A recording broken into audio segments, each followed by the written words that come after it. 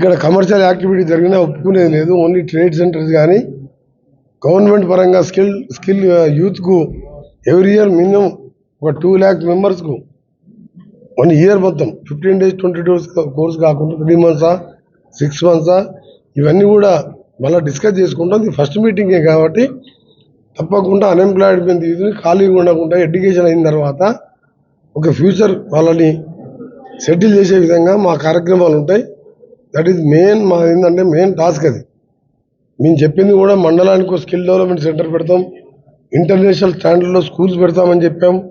District head క్వార్టర్లో కూడా skill development centre పెడతాం.